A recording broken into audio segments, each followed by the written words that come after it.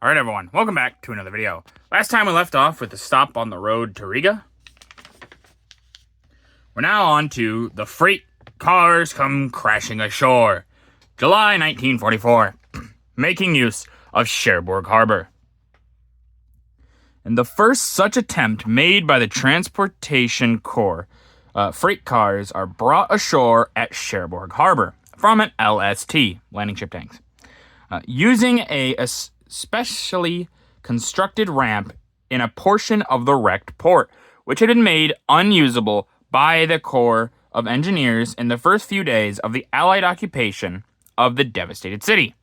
It was weeks before the installations at Cherbourg permitted the unloading of the big vessels. Yeah, so they're going to use anything they can to get these ports at some use. So yeah, they can't get the big stuff out yet, but they can get the smaller things out, and as long as you can get some smaller stuff out, it can help offset till you can get the bigger stuff out, at least at this port. But then once you can get the bigger stuff out at this port, it's going to be pretty great. Robots get a London landmark. July 10th, 1944. Military house of worship destroyed. Damaged, possibly beyond repair. The famous Guards Chapel in London was a victim of the indiscriminate shelling of the British capital by the Germans' robot bombs. Casualties were very heavy in the raid, which ruined the 106-year-old edifice, situated in the Birdcage Walk, a stone's throw from Buckingham Palace. During Sunday morning services, Guards Chapel was thus added to the long list of badly damaged historic buildings started in the Blitz of 1941. Yeah, it's very unfortunate, especially on a Sunday. That's awful, probably for a lot of these people. But yeah, and obviously they keep calling them robot bombs. What we would call them today is rockets. That's just all they are. But to them, they would be robots. It's like, well, I don't know what else to call them. They're robots. They kind of are, to a small degree. Not like how we think of robots necessarily today, but it's the idea of a robot. Mountbatten inspects American flat top. July 11th, 1944. A visit from King George's cousin.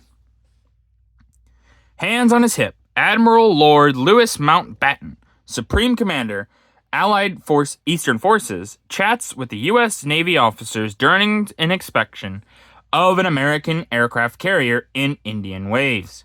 My bad. The carrier took part in action by combined Allied forces under the command of Lord Louis in the drive to oust the Japanese from the Pacific Theater. At this time, Mountbatten was also concerned with land operations, although the greater part of his career had been spent at sea. Yeah, so, getting his inspection in, but it is important to worry about the land. But if you're a mostly sea guy, you're not really gonna not just understand. It's gonna be a little bit harder to put into perspective the land, maybe as much. So, and Mountbatten's a smart guy. He's not an idiot. He probably understands more so, but so. America loses a Roosevelt. July 13th, 1944. A son of Teddy dies in France. Brigadier General Theodore Roosevelt, acting assistant division commander of the 4th Division and son of the late President Theodore Roosevelt, died on the night of July 13th, 1944, at the front in Normandy, of exhaustion induced by overwork. A man who won his spurs in several fields, General Roosevelt is shown right, standing before his command post on the day of his death, and above at his desk, General Roosevelt was the third of 4 sons of the late president to die in serving his country. And yeah, it's pretty unfortunate. Theodore Roosevelt, during his lifetime, he lost sons in the First World War, and then he lost his son here, but he wasn't alive now, so it's still bad, but I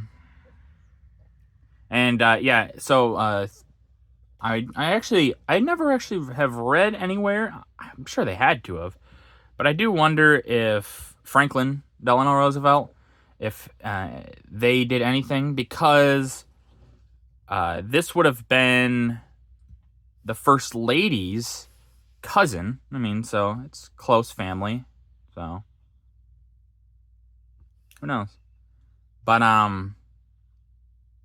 and a fun story about this guy. I believe it is the right person.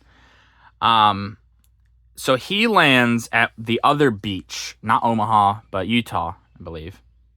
And Utah, they landed at the wrong spot, but he was the highest commanding officer when they landed. And so he said, but he realized this was a better landing spot than where they were planning on landing, which good enough. So he tells them, he says, all right, boys, we're going to start the war from here or whatever. And he sits on the beach with his cane as he got there. And they basically, they take that part of a beach, and it's just a funny little story. It's like, yeah, he's like, no, this is better. Come on, boys, let's go. As they got his cane and all that. Just a neat story. Moscow's Big Parade, July 18th, 1944. Bagged by the Russians. Through the streets of Moscow, past thousands of spectators, more than 57,000 captured Germans marched on this July day in 1944. They were marching as prisoners taken by the Red Army on the White Russian front, and not as conquering heroes. Diplomats from many countries were among the crowds which silently followed the line of march from the railroad station to view the weary, unkempt figures who had entered Russia so confident of success only a few short months ago, only to be repulsed by the Russian armies really started to roll, as the Russian army really started to roll. Now, if you look at some of these guys, a lot of them kind of look weary, but like some of these guys, look at them, they're smiling. I don't know if they were forced to smile, but here's to say. Yeah, this is crazy. There's a lot of men. The Germans, they have a lot captured. So, the prison camps that they go to, not so great. It's the Soviet Union, run by Stalin especially, so... the Soviet Union wasn't necessarily great people, but definitely not great people under Joseph Stalin.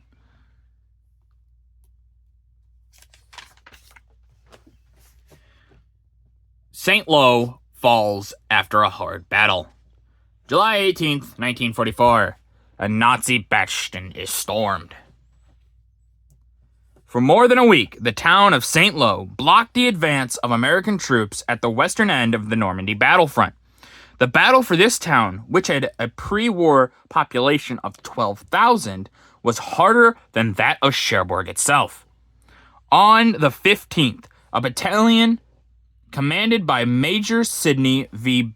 Bingham, Jr., penetrated to the outskirts of the town, only to find itself cut off by Germans to the rear. The isolated men were hungry, having only a chocolate bar apiece. The wounded lay there in agony, and some died from the lack of medical care. The battalion ran low on ammunition and used mortar shells and grenades captured from the Nazis. On Monday, a second battalion fought its way to join Major Bingham's unit. On Tuesday, the 18th, the skies were clear and planes helped blast a path through the German defenders. Other units moved ahead in force, and late in the afternoon, they and the two lost battalions stormed into the town. In this picture, American infantrymen hit the dirt to avoid small arms fire from snipers and an artillery barrage. The rescuing battalion, was commanded by Major Thomas D. Howe. Howe was killed on June 17th, the day before St. Lo fell. After the victory, his body was carried through the streets of the town in state and placed on a pile of rubble beside the shell-wrecked church of Ste Croix. He became known as the Major of St. Lo. That's pretty interesting. I never heard this story. But, it's, I don't know, I'm not sure if they were on orders or what, but I'm sure Major Bingham's unit, and Major Bingham himself, very much appreciated Howie rushing in after them. And it is unfortunate that Howie died. Many of these men obviously did, which is all sad. But hey, I'm sure he's helped save those men. Even if he passed from it, I'm sure he was happy to at least have saved these men.